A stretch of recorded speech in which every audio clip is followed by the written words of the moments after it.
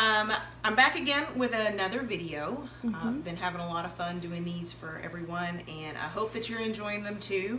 I've got my handy dandy cameraman here with me today, my son Jack. So I've got an expert behind the camera. Today we're going to be making quiche, and this is a keto quiche. You can do it keto, you can do it not keto. It's totally up to you. I am going to be doing an almond flour pie crust so that this will fit into anyone who wants to do a keto lifestyle, or maybe you're the only one in the family doing keto and you need to feed everybody one meal. This is perfect for it. They'll never even know the difference. So first thing you're going to do is you're going to get some almond flour. So almond flour, this is Bob's Red Mill super fine almond flour. I get this at Sam's. You can get it anywhere, like Kroger or Walmart or Target probably.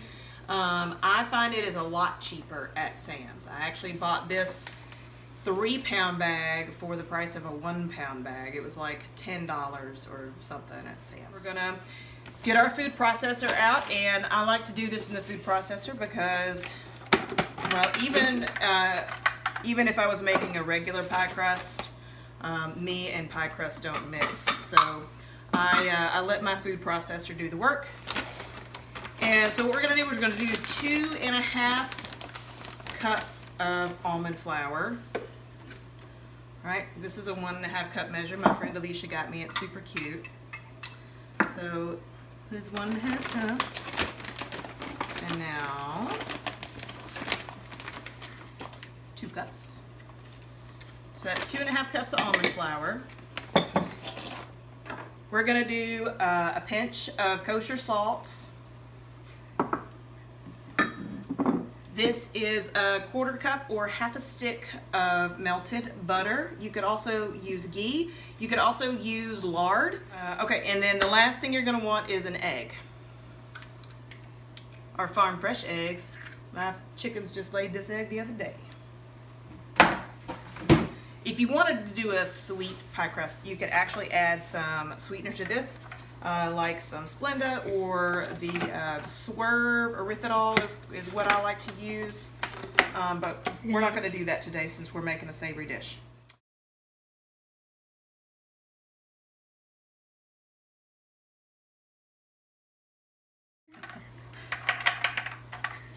Okay, now gonna get our pie dish out. This away.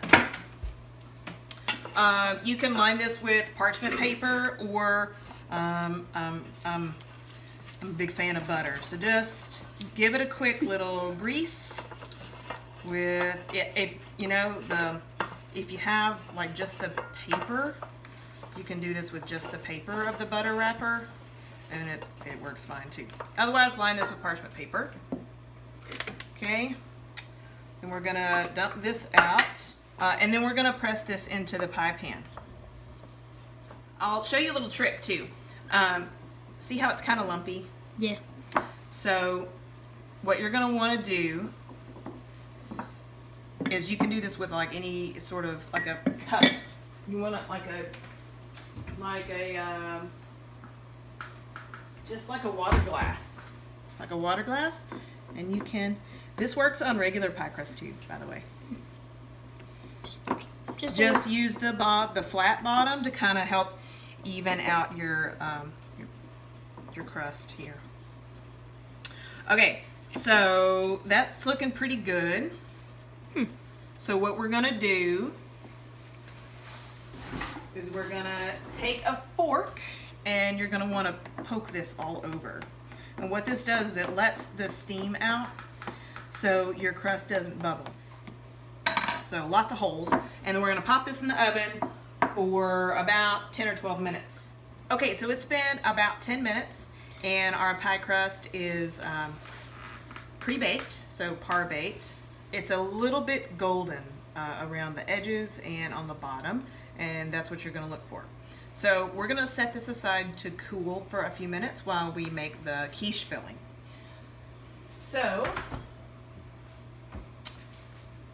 To make quiche is really easy, and I love quiche because it uses a lot of eggs, and we have tons of chickens, 17 chickens as a matter of fact. And so I'm always looking for a way to use eggs. It's also a great way to use leftovers. So that's kind of what we're doing today. All right, so we're gonna start with 6 eggs. Oh, we got a double yolker. Double yolker. Fine. Yes.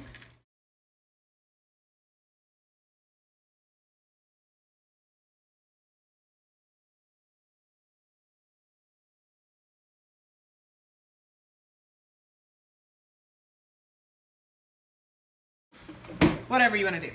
The other thing with quiche is you need a little cream. This is half a cup of cream, heavy cream.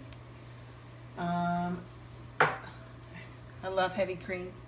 This is going to be about a half a teaspoon or so of kosher salt, some freshly ground pepper,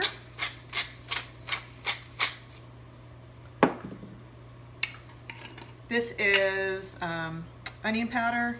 I'm going to go somewhere between 1/4 and 1/2 teaspoon.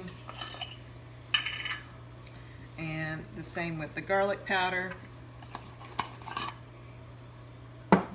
And then this is some dried parsley. All right, we're gonna soak our yolks. Beat these up here.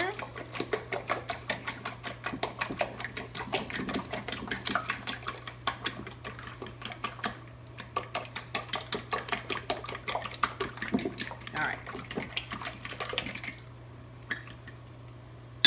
Beautiful. Okay, set that aside. Okay, so this is a couple of cups of leftover cooked broccoli. So this is, you can steam this. This can be frozen broccoli, which is already kind of blanched or whatever. This is a little bit of steamed and roasted broccoli. This is 5 slices of chopped bacon. We eat a lot of bacon in this house. And this is about a cup of shredded cheddar cheese. We also eat a lot of cheese in this house. I kind of give this everything a little push down. Now all the seasoning for this is in the eggs, right? So you don't have to worry about salt and pepper in it or anything like that. Pour that on top. Uh-oh. Got a leaker.